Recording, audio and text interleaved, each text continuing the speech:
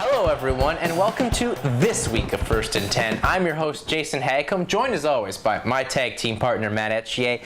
And Matt, it was another exciting week of OUA football for us. I'm going to say I feel like a kid after Christmas because there was a lot of surprises, there was a lot of memories you're going to remember, and it was just a memorable weekend of football for us, especially that Saturday game between Queens and Laurier, which I'm going to say was the best OUA football game so far of this 2013 season, and it's an instant classic in my opinion. But that was Saturday. We started things off Friday under the Friday Night Lights, and it was a real impressive outing from Guelph, and they were facing a team in the York Lions who they came roaring in, Matt. They sure did, and a little bit foggy on the Friday night, but everyone pushed through those vision problems, and York came in running the ball well, as we had predicted that they might, but Guelph really was the only team to score in the first half and generate points.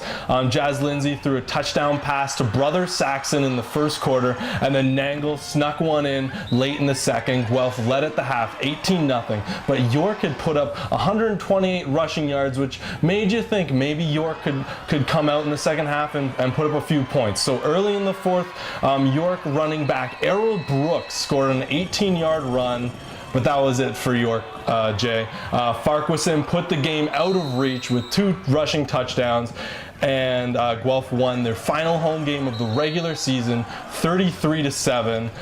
Just a great performance by the Guelph Griffins. Farquharson, their offense, their defense. And a fun game to be at, Jason. It really was a fun game to be at. A great way for Guelph to end their season at home, so they're undefeated at home. Still 2 more games to go to have that perfect season, which is what they really want. Gonna say Guelph was sporting the very nice breast cancer helmets. They had some breast cancer swag, as Saxon Lindsay would say via his Twitter.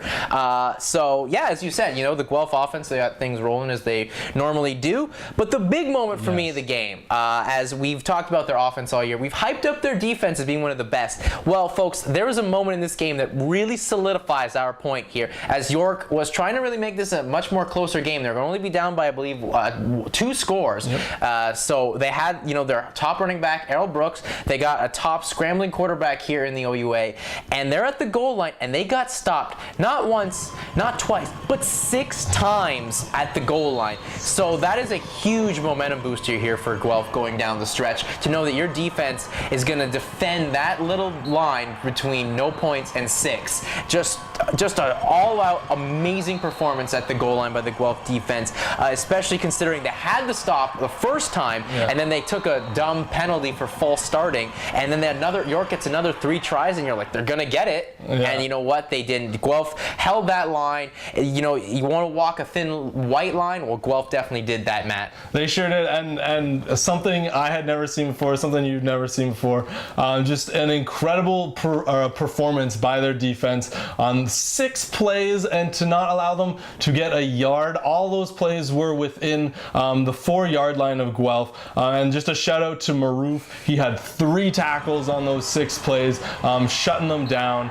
He played great. The whole defense, the whole game played really well, only allowed 7 points, and obviously in the first half we mentioned 128 rushing yards, but second half they shut it down to only 51 rushing yards, made some great changes, but as you said, that goal line stand, that revolved around the whole game. Yeah, speaking of the goal line stand, we spoke with Guelph head coach Stu Lang about the stand and what it meant for the team. I've told the players that a man's character is determined on the 1-yard line. And tonight I told our defense, I've never in my football career, which spans a long time, has ever seen something that great. It was phenomenal. Well, there's Guelph head coach Stu Lang, and for him to say that he'd never seen anything like that in his long history of football, that just shows how impressive this goal line stand was for Guelph. So they're going to need a lot more out of their defense and the offense to still keep rolling for the last 2 weeks of the season here, Matt. Yeah, and the offense played well. Obviously, Jazz and Farquharson played great, but 1 or 2 players actually I really want to mention is Charette and Saxon. That tandem is scary right now. 114 yards and 2 touchdowns on the game. If I'm the opposing defense, I don't know who to cover right now. Well, Guelph's logo is, our statement is Unleash the Legend. Well, guess what? Charette and Saxon are becoming Griffin legends with their performance as of late. And then now, going to the Saturday game here, folks. This game was just crazy. It was bananas, B-A-N-A-N-S, folks, because it was Queen's first homecoming since 2008, Matt. Yes. So you know the fans who are going to be absolutely crazy and ready and amped up for it because they know that they have one of the better football teams. But Laurier does what Laurier has been doing as of late. They surprise a lot of people. A lot of people looked at their record, 1-5. Oh, it's going to be a cakewalk. They were going to get to beat their jackets all over the field and maybe on some of the Golden Hawk players. Well, that was not the case because these Golden Hawks really showed up. Fracas, one of the best performances I've seen by a quarterback in the OUA so far this season. Absolutely on target, hitting some, many receivers like Nyhoff and Mwamba, but the main man he hit that was a key touchdown there was Scott Campbell. His first touchdown of the season, and just perfect accuracy, perfect placing of the ball, especially considering it was on the sideline, and it was a real momentum shifter. And these 9,000 people that were there at Queen Stadium, it was quite quiet very quickly, they were Matt. Silenced. It's exactly true, and this game turned into an instant classic at the end. It was 17-9 going into halftime for Laurier, which was definitely a stunner for all those Queens fans there. Those 9,000 Queens fans that were there. In the third quarter, Laurier and Queens kind of traded touchdowns there, but in the fourth, of course, Queens mounted their comeback as everyone knew they were going to do, scoring 2 touchdowns and going ahead 34-27. But Fracas and Nyhoff decided the game wasn't over yet, Jay. And they didn't scored. want to go home. They did not. They scored a touchdown late with Fracas throwing an 18-yard pass to Nyhoff and forcing the game to go into overtime. After Laurier failed to score any points on their possession after a bad snap, Queens lined up for the field goal. And it was blocked, but a smart play from Queen's kicker to kick the ball into the end zone where it was recovered by an onside player, and Queens ended up winning it 40-34, another heartbreaker for Laurier. The one thing for Laurier, it's like the second half, they wanted to tighten up third quarters, fourth quarters. They're going to have to tighten up this overtime, folks, because, this overtime is getting ridiculous for them. But the Golden Hawks are definitely, I'd say, one of the top 2 teams that you would not want to see on your schedule. They're playing some phenomenal football. It doesn't result in wins right now, but, folks, they are right now battling hard. The past 3 teams they have played with Queens, Windsor, and the Western Mustangs, they definitely respect what Laurier does. They definitely did not respect them looking at their record, but they respected them after the game, especially with their performance here. And we just talked about this game being an instant classic. We spoke with Laurier head coach Michael Falds about this game. I told our guys, we're going to battle back and we're going to score a touchdown to send it into overtime. And James made some great plays. Our receivers made some timely catches. Our young offensive line blocked their butts off. So I'm proud with how we battle back. Our guys are fighting. They're never going to give up. They're always going to show heart. They're always going to show toughness. We were just saying right now, this is the best 1-6 football team, in the country. Well, that was Mike Falds about the game. And you can just tell, he was a little heartbroken, but still impressed with how his team had the courage and just has the fighting spirit. That's something you can never take away from this team, Matt. No, definitely not. And the Laurier offense, this is probably their best game they've played all season. Dylan Campbell, 5th straight game with more than 100 rushing yards. Fracas, 539 passing yards, 4 touchdowns, and no interceptions. What a game by him. And then the receiving core, Mwamba, Scott Campbell, Dell, and Nyhoff. Nyhoff had 2 touchdowns. Just incredible. An offense that kind of struggled at the beginning of the season, now finding stride. And we spoke to Falls about Fracas, and here was his response. I'm really proud of him. Whether it's running the ball, running bootlegs, throwing the ball down the field, he is so gritty. He's such a leader out there. I spent half the game yelling at him, but he takes that so well. He looks me in the eye, says, "Yes, coach," and he really learns from those mistakes, and he doesn't make a mistake twice. You can just tell how much Falds really likes Fracas as the quarterback, and he's just really rejuvenized this team for Laurier. So the one more game left for them, Matt. It's at home. They're playing a team that they definitely can show an upset and really throw some wrenches in their playoffs. But we're going to take a quick break here, Matt. We're our Player of the Week segment, so stay with us.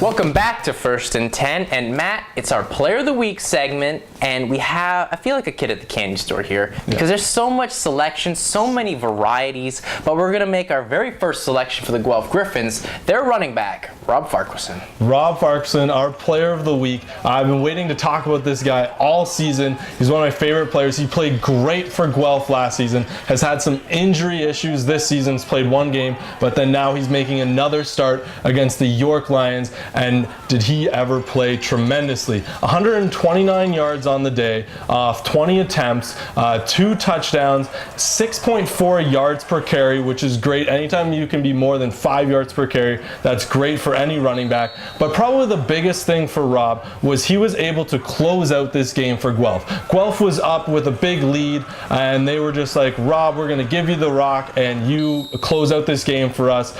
They just handed him the ball, and he would run through. One other thing I want to mention, he is such a leader for this Guelph Griffins team. After both of his touchdowns, he went over and thanked his offensive linemen. What a tremendous display for all those young players. He is showing them how to respect your teammates, how to say thank you, and he understands that he would not be given the credit that he is given if his O-line wasn't that good. So Rob Farquharson, Player of the Week, gotta be. Yeah, he's definitely got to be our Player of the Week, and we actually spoke with Rob and Coach Stu Lang about Rob's performance. I played well. Carrying the ball.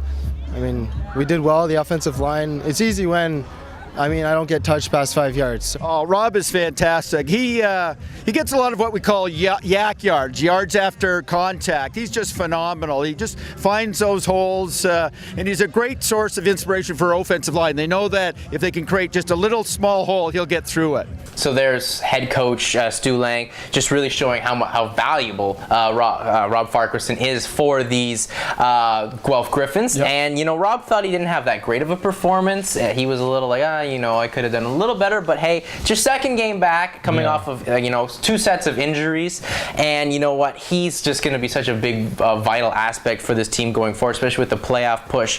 For Guelph, it's like you getting your favorite car back because you can drive it again. Well, for Guelph, they got their tank back because he can run over anyone, and he is just going to be a big aspect, as I said. So Rob Farquharson, our Player of the Week, Matt. Yeah, and then moving on to the rest of the games for last weekend. The Panda game renewed. Ottawa beat Carlton 35-10. McMaster taking on Waterloo, and they won 66-3. And then Western rolling into Windsor and able to get the win 51-23. Yeah, not too much that we didn't expect to see happening with the rest of the OUA. Taking a look at the league standings, though, not too much change as well there, with Western Guelph, Queens, Ottawa, and Ottawa, Windsor are all in the top, 5 here. McMaster is at 6. Toronto and York tied for 7th. Yeah. Waterloo, Laurier, and Carlton all finish out the bottom, man. Yeah, and then I was doing the power rankings this week. I have Western, Guelph, and Queens, the top 3 there. Not much change. I did put McMaster above Windsor. I just think McMaster's had a tough schedule to start things off, and they are a little bit better team than Windsor. Then I've got Ottawa there in 6. I still have Laurier above York and Toronto. They've been playing great as of late. I think they're a better team than both those. And then closing it out, Waterloo and Carlton. Yeah, and then taking a look at the CIS top 10. Not too much in terms of overall changed, but the OUA is getting a lot of love here with, Western still is number 1, Guelph still at 4, Queens still at 5, and McMaster still at 9. But we have a new addition to the CIS top 10 is the Windsor Lancers. Even though they took a loss, but they got enough votes to be here inside the top 10, with now being the 10th best school in the nation. So the OUA getting a lot of love here, Matt. They are representing, that's for sure, and congrats for Windsor. I think they're a great team. Austin Kennedy, they deserve to be in the top 10. Absolutely, and we're going to take a quick break here, Matt, and we're going to have some big games to preview for this upcoming weekend. So folks, stay with us.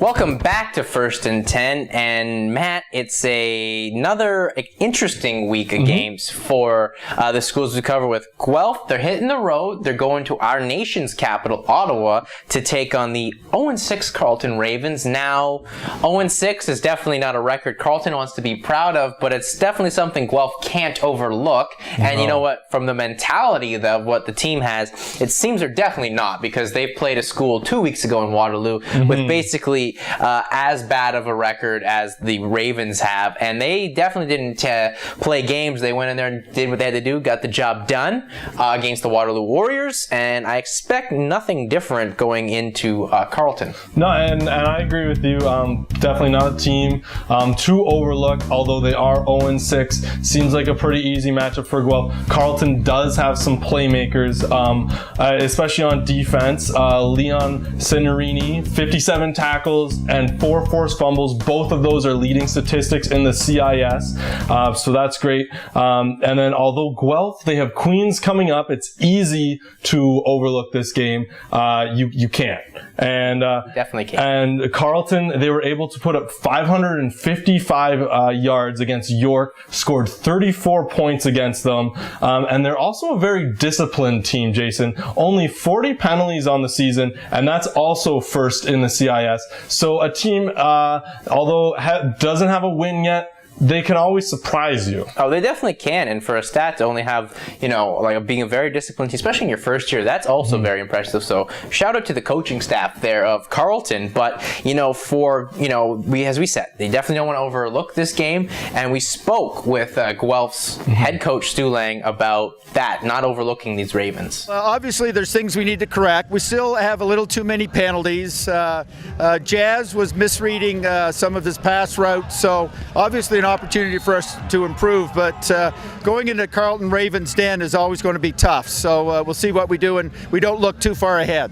Well, there's Guelph head coach Stu Lang talking about this game, and you can just tell in their mentality, as I said, they definitely don't want to overlook this game because they know that, as you said, they have Queens coming up. That's their big one because the playoff bye is really on the line in that one, but you don't want to overlook anyone because it's the OUA, and as we've seen with how the style of Laurier's played, anyone can bring it and beat you. Doesn't matter your record. Now, it's definitely something they don't want to overlook for Guelph, but there is a bit of a question mark going into this game if you're the Guelph Griffins, as your number one linebacker and really the leader on your defense, John Rush, is now out for the season with a torn ACL happening that he suffered this injury during practice, which is a real unfortunate situation. Guelph, we obviously have said their defense is one of the best here in the OUA, but without John Rush, someone's going to have to step up, Matt. That's true, and Johnny Rush is a huge part of this Guelph defense. He leads the team with 26 tackles. He's a third year, so he's a very experienced leader in a middle linebacker there. And now, as you said, someone has to step up. I think it's got to be linebacker Curtis Newton.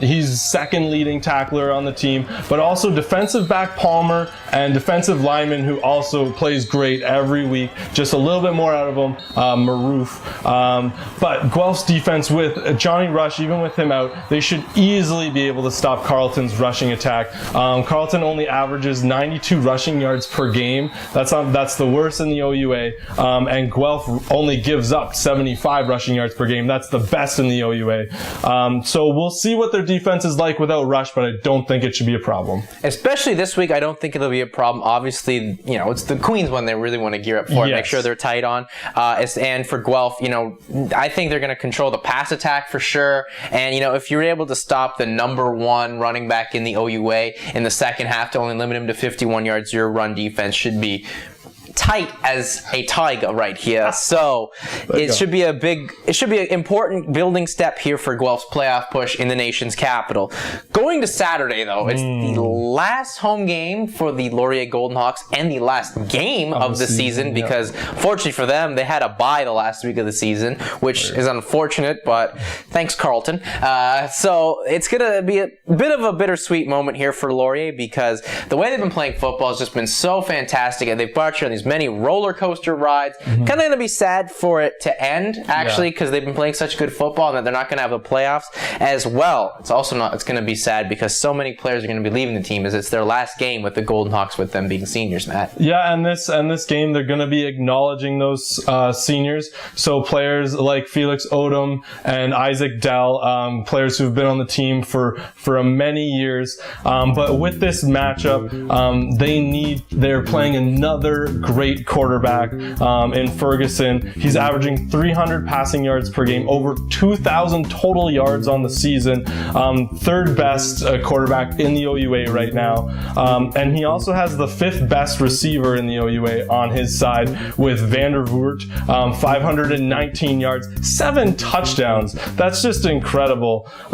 So they're going to have to stop this. And Laurier, actually, over the last few weeks, they have done that, and they have stepped up. Their defense statistically is now the third best pass defense in the OUA, only giving up 240 passing yards per game. So they could have the tools to stop Ferguson. I think they definitely do, really. I mean, they've seen, Finch from Western, they saw Austin Kennedy from Windsor, and they were also hold Queen's quarterback, who's one of the top there in the OUA, to, a very limited amount of yards. Yeah. So it's really impressive. But to me, it's more about the game for the players for Laurier. Yep. I mean, I know that the Golden Hawks definitely have a chance to throw a big monkey wrench into the Marauders, I should say, playoffs hopes. But to me, it's about the game. It's the last one of the season, and like I said, it really does suck because Laurier's been playing such good football, and they won't have another week for us to enjoy that. That's a bit disappointing. But it's also a bit disappointing to see some of these players not be back on the team. And we spoke with Coach Faulds last weekend after the Queens game, just to talk about this game and how important the seniors leaving is for the game. We're excited for that game. So it's our last home game. It's also a sad day for our 4 seniors. So Tommy Griffiths on the D-line, Felix Odom, a great defensive back, and then our 2 fullbacks, receivers, are Rashad Latouche and Isaac Dell. So those guys have given their all for Laurier Athletics for 5 years, and we want to send them out with a win. Well, there's Coach Faulds, and you can just tell how important the senior aspect of the game here is, which I think is really important because it's there's a bunch of players on this team who next season and in a couple years they're gonna have that moment. So he's just really emphasizing how important that is for the players. Yeah, exactly. And so if you are a senior, and if actually more so if you're not a senior, you want to get this win for those seniors. You have looked up to them all season. They have taught you so much, and so you really want to dig down deep and get this win for all of them, and that is a big motivating factor for a lot of players. And if you look at this McMaster team, they are, the Laurier team has played with the Westerns, with the Queens, and I don't know if McMaster is necessarily up there with them. So this is definitely a very winnable game for Laurier. Yeah, definitely. I think if Laurier was going to spoil anyone's playoff chances, McMaster's the one they really can. And you know what? That's what Faulds said about a couple weeks ago, that they were hoping for a playoff spot potentially with the win in Queens. That didn't happen, but they know that they can definitely put some plans to be spoiled, and I think they may give McMaster a real run. And McMaster definitely better look out coming up to play these Golden Hawks. Yes. And Matt, we're quickly running out of time here, so we got to hit our favorite segment, Quick Picks. It's a weird week. We got a game on Thursday. It's the blue and red game in Toronto, the Varsity Blues and the York Lions. I gotta go with my boys, the York Lions. Yeah, I think York's gonna, they got the home field, so got to go with York. Friday night, we got Queens coming up here to Waterloo to take on the Warriors. Queens. Yeah, I almost couldn't get it out of my mouth without laughing. And then, unfortunately, the last game is on Saturday, the one for Laurier hosts McMaster, and most of the schools have byes. So if you have any questions, make sure to get at us at Twitter with @FirstAnd10FB. For Matt, I'm your host, Jason Hagholm. Peace out and enjoy some good football.